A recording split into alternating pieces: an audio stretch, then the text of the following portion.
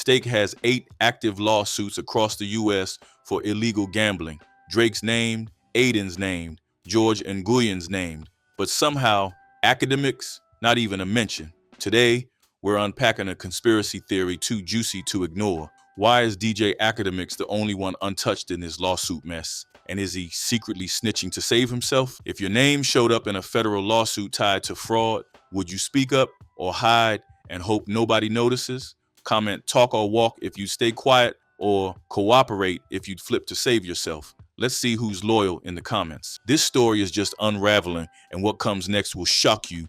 So hit the subscribe button, turn on that bell, and don't miss anything. How do you know your legal situation is cooked? When 8 lawsuits across 7 states have your name in bold print, but somehow DJ Akademiks is just chilling, untouched, like a VIP ghost. Drake, named. Adin Ross, named. George Nguyen, named. Stake, obviously. But Livingston Allen? Nope, not once. Civil lawsuits name everyone. Your cousin, your neighbor, your 6th grade math teacher if needed. So when one name keeps dodging the smoke, it's not an oversight.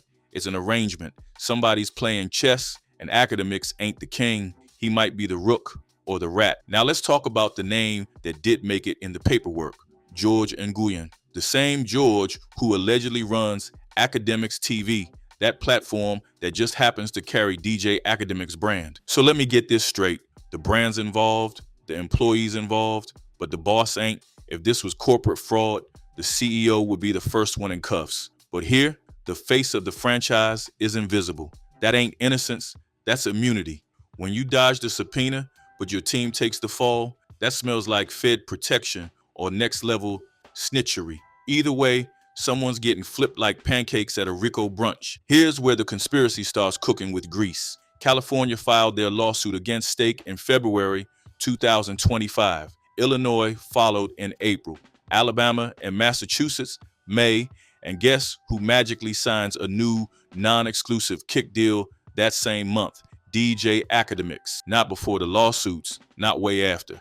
Right in the eye of the legal hurricane, you're telling me he just wandered into the mess by accident? Nah, that's what a strategic plant looks like. Someone had to gather the tea, and Ak showed up just in time with a mic and a mouthpiece. When you're late to the party but leave with the receipts, you weren't a guest, you were hired. Drake, out here passing out Maybachs like party favors. Adin Ross flexed his gift like it was a Grammy. Meanwhile, Akademiks, the unofficial press secretary of OVO, gets a dry double tap on IG. No stream collabs, no car, no happy birthday shout out, just digital crumbs. And yet, Ak stays barking for Drake like he's the family dog waiting for table scraps. Bro, even Adonis gets more attention. Either Drake's being petty or he knows Ak's playing another game, because when the promo guy doesn't get perks but still defends you daily, that's not loyalty, that's leverage. So when the lawsuit heat got too real, what did Ak do? He pulled a classic move out of the Blame Beyonce's team playbook. Roc Nation is behind all this. They want to sabotage Drake. Sir, be serious. The Virginia lawsuit was filed by 2 civilians, Leon Ridley and Tiffany Hines. Not by Jay-Z, not by Megan's team, not by some shadowy Roc Nation villain. This ain't the Illuminati. It's 2 broke gamblers with lawyer money. The second a celebrity throws Roc Nation into the convo, they're either stalling, spinning, or sweating. If you have no receipts, don't bring Hove into this. Deflection is not a defense. Now let's cook Akademiks with his own timeline. He claimed Roc Nation's lawyers were only deposing him about Stake to frame Drake. But here's the gag. By the time Roc Nation deposed him in August 2025, there were already 5 lawsuits filed against Stake in 4 states. These lawyers weren't trying to connect Drake. They were following a trail of lawsuits already on the books. The first Stake lawsuit in LA, February 2025. Illinois, April. Adin was already knee-deep in legal quicksand before Ak even stepped into the deposition room. So if Ak felt targeted, it's because he was already in the blast zone. He didn't get caught in a Roc Nation trap. He walked into a Stake war zone and thought he was untouchable. Plot twist, he ain't. Akademiks tried to clown the Virginia plaintiffs like they were irrelevant, called them nobodies, said they weren't even tied to the music or gambling world. But here's the reality. They don't have to be. They're just regular people who allegedly got fleeced on an illegal gambling site, which, by the way, Drake promoted heavily and Adin Ross lives on. Civil suits don't care if you're famous, just if you've been finessed. Trying to frame this as some Roc Nation-funded takedown of Drake is smoke and mirrors. The real smoke is coming from Stake's servers. And the mirror? That's Ak projecting his guilt all over Twitter Live. The plaintiffs are real. The lawsuits are real. The reach is fake. Now let's talk about the man holding the bag, George Nguyen. He's allegedly the operator of Akademiks TV, which, let's be real, is just DJ Akademiks with a different tag. But George gets named in the lawsuit, and Ak doesn't. That's like suing The Daily Show, but only going after the cameraman. Somebody's taking heat so the real boss can stay squeaky clean. And George, he's either a loyal soldier or the fall guy they volunteered. Because if your name's not in the paperwork, but your brand is, that ain't luck. That's legal strategy or snitch insurance. Let's not play dumb, and let's not let him pretend either. Akademiks built a $1 million empire by reading contracts, clocking trends, and pushing just enough chaos to stay relevant. This man isn't clumsy. He's calculated.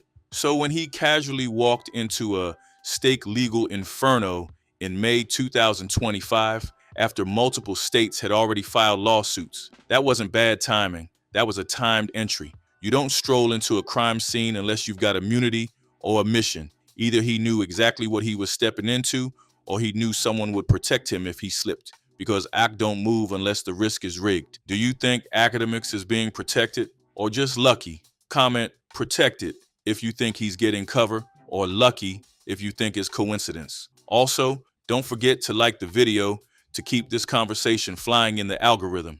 We're about to dive even deeper because Adin Ross, disrespect, and receipts are up next. Want to know who's not afraid to throw shade at Akademiks? Adin Ross, the same guy DJ Ak defends like a lawyer on payroll, called him fat, said he stinks, even threw in a saucy Santana threat for good measure on stream. And what did Ak do? Laugh awkwardly. Imagine being clowned by your co-worker on a live stream watched by thousands, while you're defending him in lawsuits he's actually named in. That's not a friendship. That's humiliation with benefits. Adin gets the Maybachs and money. AK gets roasted. It's given public simp, private snitch. He's not in the lawsuit, but he's deep in the embarrassment. Let's make it plain. Drake uses Akademiks like a promo faucet. Need damage control? Turn AK on. Need silence? Turn him off. But here's the gag. Ak has never gotten the gifts, contracts, or cosigns that Adin or other OVO adjacent personalities get. No exclusive stream deal, no OVO chain, no actual stake in stake, just long-winded monologues defending men who wouldn't even invite him to Turks and Caicos. He's out here doing PR for free like it's community service. And when things go left, he turns paranoid and blames Roc Nation. That's not loyalty. That's delusion. In lawsuits, this complex is never just about who's guilty. It's about who's useful. And George Nguyen, he's given sacrificial pawn energy. He runs Akademiks TV, but doesn't have Ak's clout, money, or public persona. So when the lawsuits start flying, George is the one named because when you want the real players to talk, you don't arrest them. You apply pressure by charging the sidekicks. It's Law and Order 101. Flip the pawns, protect the mouthpieces. George catches the smoke so Ak can keep spinning the story. This isn't protection, it's positioning. Let's look at Ak's big "I'm just a witness" moment. He wasn't deposed until August 2025, months after lawsuits were already flooding the courts. It wasn't even for stake. It was during the Megan Thee Stallion versus Tory Lanez legal battle. But somehow, stake came up during that deposition. Why? Because the lawyers knew the smoke was coming. AK's name was already swirling in the ecosystem. This wasn't a surprise. It was a slow-cooked subpoena. You don't end up in that chair unless someone already suspects you're hiding a match. Here's something Axe fans keep forgetting. Lawyers talk, especially when lawsuits span multiple states, multiple plaintiffs, and recurring defendants. By the time Virginia and California had lawsuits filed, Illinois, Alabama, and Massachusetts weren't far behind. And every single one of these states named stake. So when Roc Nation's lawyers questioned Ak during the Megan deposition, it wasn't random. They already knew he was on the periphery of something bigger. This wasn't about connecting dots. It was about confirming suspicions. And when the legal world starts syncing like Bluetooth, you either cooperate or combust. Let's rewind for the day ones. Remember when Akademiks was screaming, "Drake scared of Kendrick" on Everyday Struggle? That wasn't ancient history. That was his real energy before he got plugged in. Now, he's all Team OVO all day. No critique, no nuance, just vibes and verbal gymnastics. What changed? Not the music, not the facts, just the stakes. When lawsuits heat up and your name's almost in the paperwork, aligning with the biggest name in the room becomes a survival tactic. AK didn't flip for fandom, he flipped for safety. Let's just say it. What if DJ Akademiks is playing the Fed game? What would that even look like? No public lawsuits, no direct accusations, no leaks, just silence. Meanwhile, his platform keeps spinning the narrative and someone else takes the legal fall. He's on stake-adjacent platforms. His employees named, he's referenced in deposition, but his name is still missing from every legal doc. That's not omission, that's orchestration. If you're not the target and not the casualty, you just might be the informant. And in this game, silence is leverage. Here's what makes it all even messier. Act's been talking nonstop for a decade, from calling out rappers, to beefing with women, to trolling entire fan bases. But when it comes to a lawsuit that names his own platform, radio silence. And when he does speak, it's always, I don't know anything, or Rock Nation did it, or these lawsuits are weak.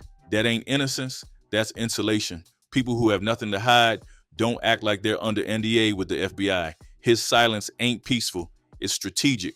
And in a scandal, this massive playing dumb might be the smartest move of all. So let's review. Stake is drowning in lawsuits. Adin Ross is deep in the mess. George Nguyen's catching stray legal fire. And Drake, he's playing rich and reckless like usual. But Akademiks, he's sitting courtside, no jersey, no fouls, no penalties, just vibes, silence, and suspicious timing. Maybe he's innocent, maybe he's insulated, or maybe, just maybe, he's the one helping build the case. In a scandal where everyone's exposed, the one who keeps his name off the docks might be the most powerful player of all. Hit subscribe, turn on that bell, and don't miss it.